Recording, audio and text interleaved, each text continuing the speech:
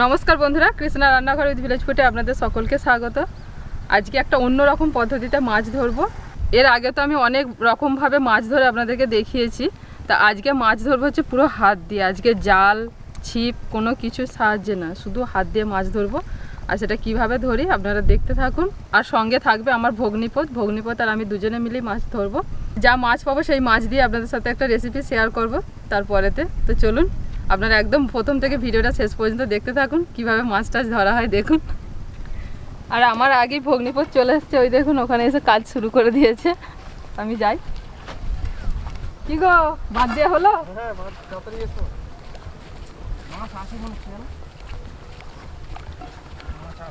আছে জল মারতে হবে। এই তো আমি থালা নিয়ে এসছি, ডিশ দিয়ে ছুঁয়ে দেবো।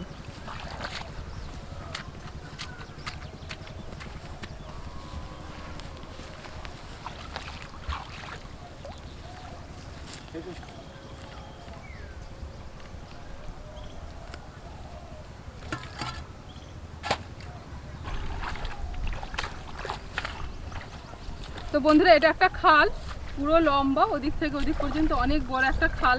কিন্তু পুরো খালটাতে তো সম্ভব না, কিছুটা জায়গা আমরা বাঁধ দিয়ে দিচ্ছি, দিয়ে জলটা ছিঁচবো, দিয়ে মাছ ধরবো।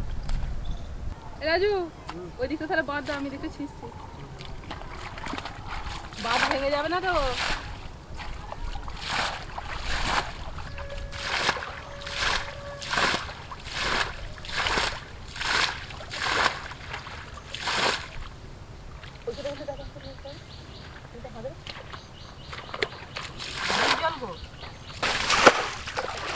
এই যে পানাগুলো হয়ে আছে না, এই পানার ভিতরে ভিতরে প্রচুর পেঁকো মাছ থাকে।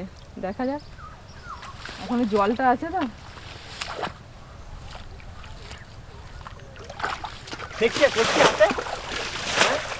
জলটা ছেঁচো ছেঁচো।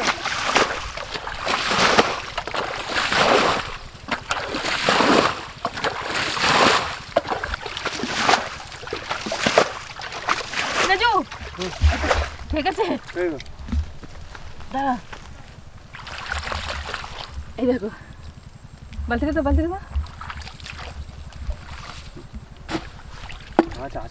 বন্ধুরা একটা কই মাছ পেয়েছি। জল দিয়ে রাখি জানো।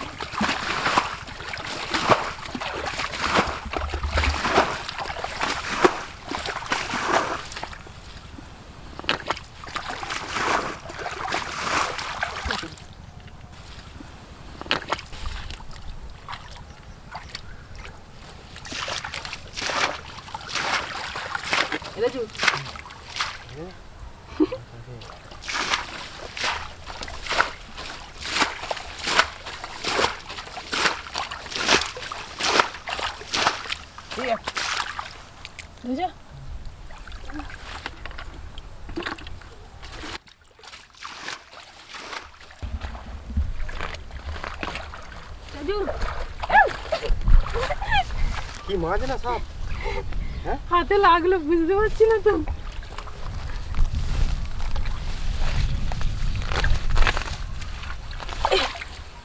ল্যাটা মাছ, ল্যাটা মাছ ওইটুকু ভয় পেয়ে যাচ্ছ? স্লিপটা বেরিয়ে চলে যাচ্ছে তো। ল্যাটা মাছ,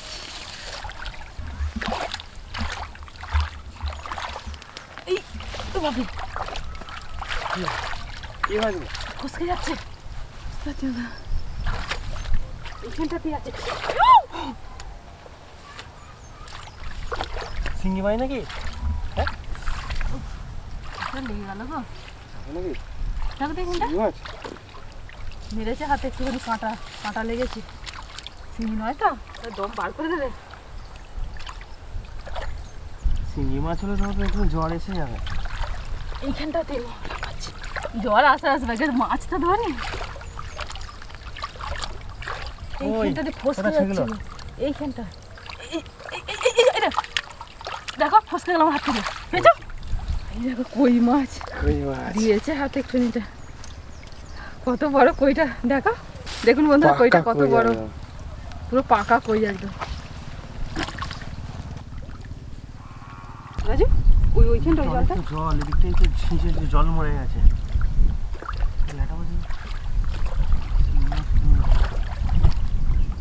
কি ঠেকছে ধরে যাও রে এখানটা পায়ে ঠেকলো যাচ্ছে যাচ্ছে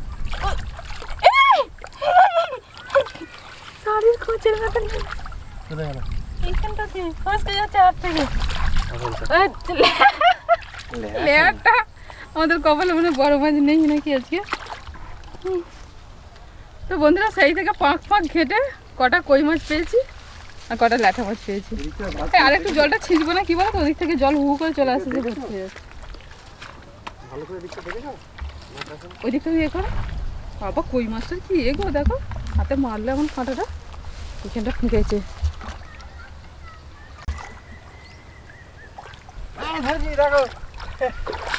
দেখো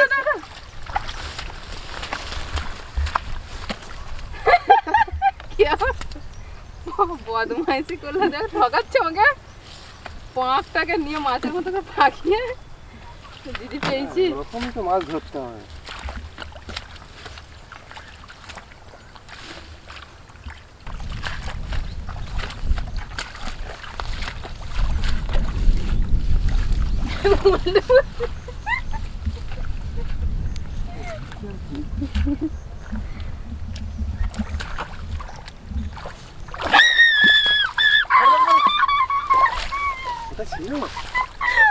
ওইখানটা থেকে বেরিয়ে এলো পানা থেকে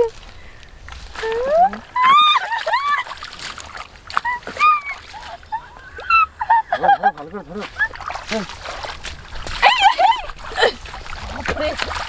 কি ক্ষমতা গো ধরতে পারছি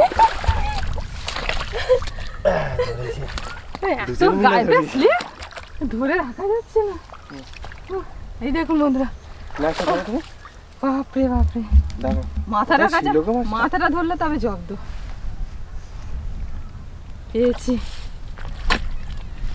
ছিল আর আছে নাকি দেখি পাওয়া যাবে হাঁদরা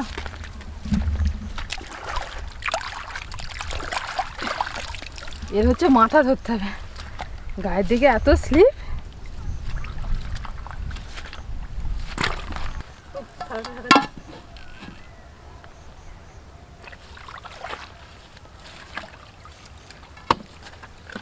খালা চাপা দিয়ে দিচ্ছি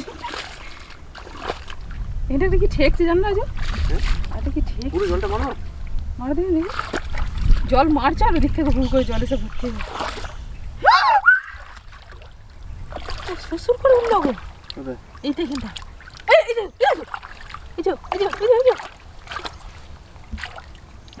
এইখানটা তুই জলটা মারো আর কি জলটা মারো একটু জলটা মারো মাছটা পালাবে তো দেখবে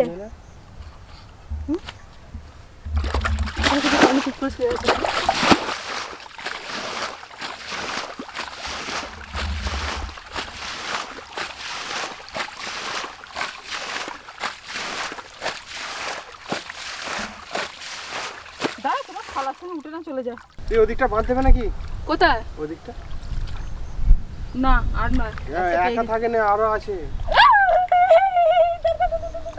এখন আছে ওদিকটা হ্যাঁ দিয়ে থাকে ওদিকটা আজকে থাক আবার অন্যদিন আসবো আজ আর পাচ্ছি না একটা পেয়ে গেছি মাছ চলো অনেকগুলো পেয়ে গেছি হয়ে যাবে এখানে একটা ঠেকছে শুধু আমার পায়েতে হাতেতে পায়েতে ঠেকছে কিন্তু পালাচ্ছে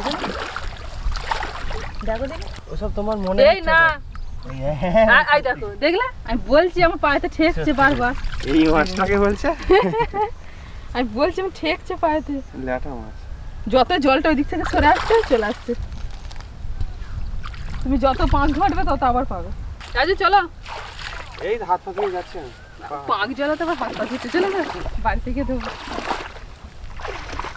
ওদিকটা দেবে নাকি চলো মুড এসে গেছে একটা মাছ পেয়েছি আরো যদি থাকে অন্যদিন হ্যাঁ অন্যদিন আজকে রান্না করতে হবে বেলা যাচ্ছে তো চলো ওদিকটা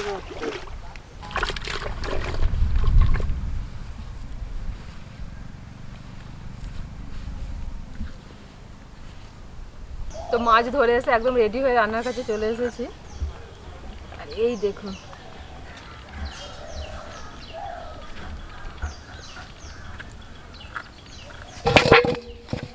তো এই যে শোল মাছটা পেয়েছি, এই মাছটা দিয়ে আজকে রান্নাটা হবে।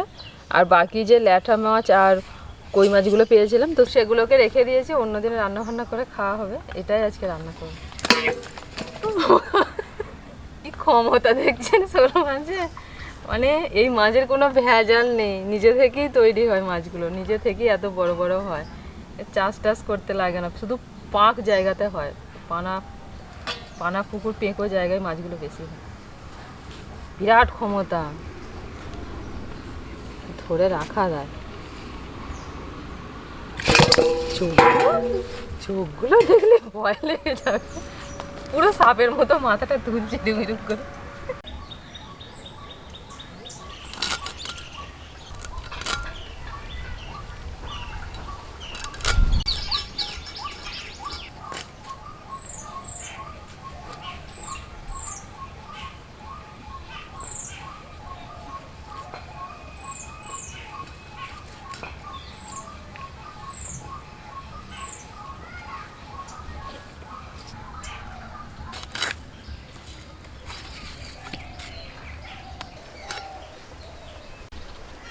তো মাছ ভালো করে ধুয়ে নিয়ে চলে এসেছি, এখন মাছের মধ্যে লবণ আর হলুদ মাখিয়ে দিচ্ছি।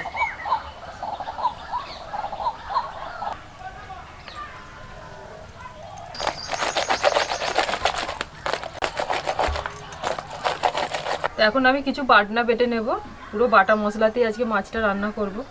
আর এখানে আমি নিয়ে নিচ্ছি শিলের মধ্যে জিরে, গোটা জিরে।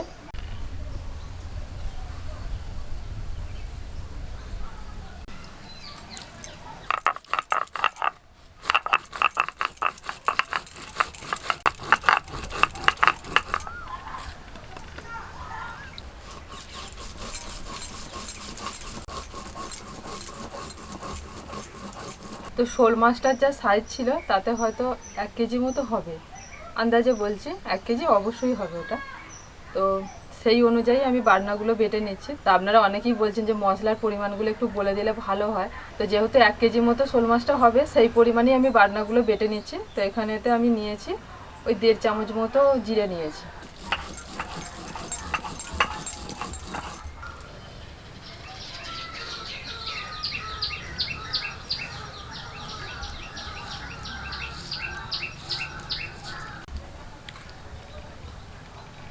একইভাবে আমি ধনেটাও বেটে নিচ্ছি। তো এখানে 1 চামচ ধনে নিয়েছি। তো ধনেটা আমি একটুখানি আগেই ভিজিয়ে রেখেছিলাম যাতে একটুখানি নরম হয়, আর ধনে খুব শক্ত।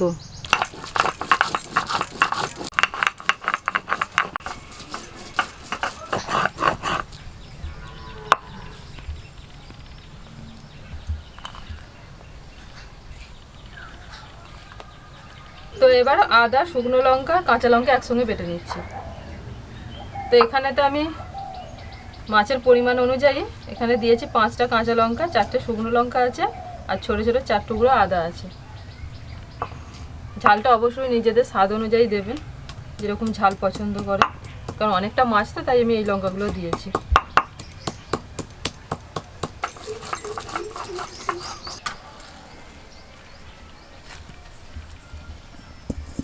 তো উনানে কড়াই বসিয়ে দিয়েছি, এখন কড়াইতে সরষের তেল দিয়ে দিচ্ছি। তো আজকে আমি শোল মাছের ভাপা কারি বানাবো। শোল মাছটা না কাঁচা বানাবো না, শোল মাছটাকে একটু হালকা করে ভেজে নেব। তেলটাকে না খুব বেশি করে গরম করে নিতে হবে যাতে মাছটা ভেঙে না যায়। মাছের এক পিঠটা হয়ে গেছে, অপর পিঠটা উল্টে দিচ্ছি। খুব বেশি ভাজবো না, একদম হালকা করে জাস্ট এপিটোপিট একটুখানি মাছটা আমি সেঁকে নেব, যাতে কাঁচা মাছের যে একটা গন্ধ থাকে সেটা যাতে চলে যায়, সেইভাবে একটু জাস্ট সেঁকে নিচ্ছি। তো দেখুন মাছটা পুরো কাঁচা রয়েছে, আমি জাস্ট শুধু এপিটোপিট একটুখানি সেঁকে নিয়েছি, এখন তুলে নিচ্ছি। মাছটা কিন্তু মোটেই বেশি ভাজা যাবে না, শুধু এপিটোপিট একটু উল্টে নিলেই হবে গরম করে।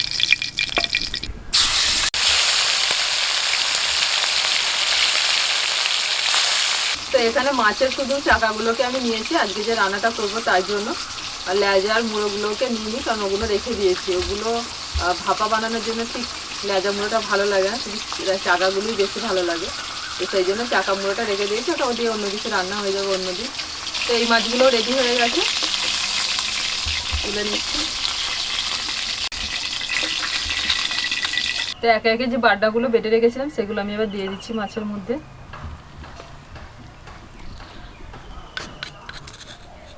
তো এখানেতে আমি পুরো মেপেই দিচ্ছি, দেখুন প্রথমে 1 চামচ দিয়েছি, এবার হাফ চামচ মতো দিলাম। তো 1.5 চামচ জিরে বাটা দিলাম,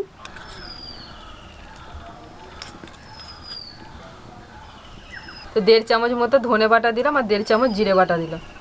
এবার আদা কাঁচা লঙ্কা বাটা আর শুকনো লঙ্কা বাটাটা দিয়ে দিচ্ছি পুরোটা। লবণ দিচ্ছি পরিমাণ মতো,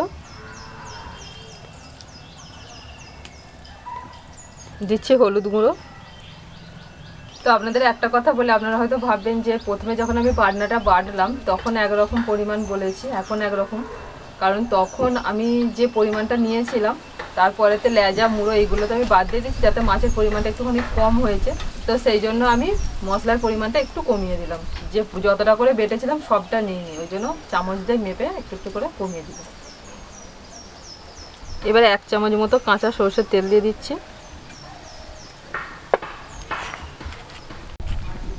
এবার পুরো মাছের মধ্যে মশলাটা মাখিয়ে নিই, আস্তে আস্তে করে মাখাতে হবে যাতে মাছের পিসগুলো ভেঙে না যায়। আর এরকম একটা গোল আমি টিফিন বাটি নিয়েছি, এর মধ্যে মাছের পিসগুলোকে সাজিয়ে দিচ্ছি।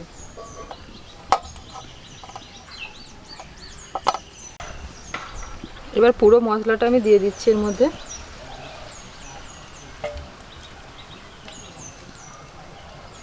এবার মশলার জায়গাটা ধুয়ে একটু জল দিয়ে দিচ্ছি এর মধ্যে অল্প করে।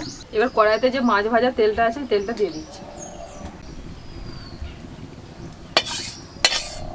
এখানে একটা টমেটো কেটে নিয়েছিলাম, এবার টমেটোর টুকরোগুলো এইভাবে দিয়ে দিচ্ছি একটু সাজিয়ে উপর থেকে।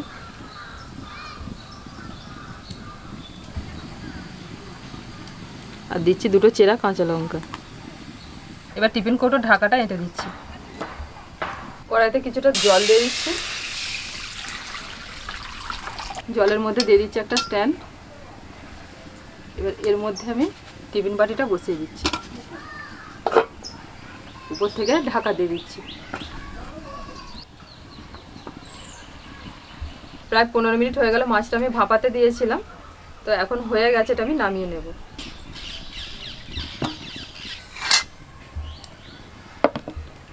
তো টিফিন কৌটোটা এখন খুব গরম আছে, একটু ঠান্ডা হোক তারপর আমি খুলে দেখাচ্ছি। খুলে দাও, একটু জল দিয়ে রাখলে ভালো হতো। জল দিলে ঠান্ডা হয়ে গেলে ভালো। গরম আছে। কতক্ষণ আগে হয়েছে? 5 মিনিটেও কিছু কাজ হয়নি। এখন আবার গরমকাল পড়ে গেছে, দেখো থালা খুলে যাবে। কিন্তু খুলে ফেলে দা, কি কালার হয়েছে গো, ভাপাতে এরকম কালার। কত সুন্দর সেন্ট আসছে। হ্যাঁ,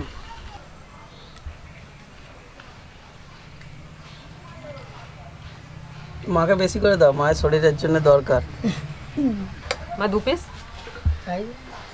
সবাই কুলোবে তো? সবার কুলোবে, কোনো চাপ নেই, তুমি আগে খাও ভালো করে। আমি আছি তো, সববার খুলে যাবে। ভাগাভাগি করতে কৃষ্ণ একদম এক্সপার্ট, একদম সবাই সমানভাবে পাবে। ব্যাস ব্যাস, একটাই চাকা দিতে হবে। চাকাগুলো দেখে মনে হবে রুই মাছের চাকা।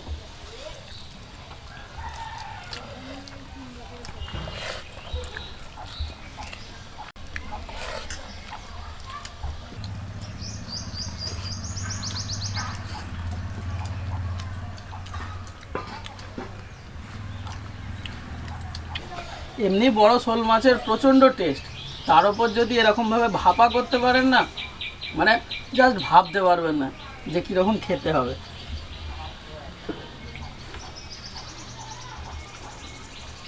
আমি একটু কাঁচা লঙ্কার ঝাল খাই, তার জন্যে আলাদা করে কাঁচা লঙ্কা নিয়েছিলাম, কিন্তু এতে সেরকম দরকার নেই। ঝাঁঝ, স্বাদ, গন্ধ একদম মানে পারফেক্ট।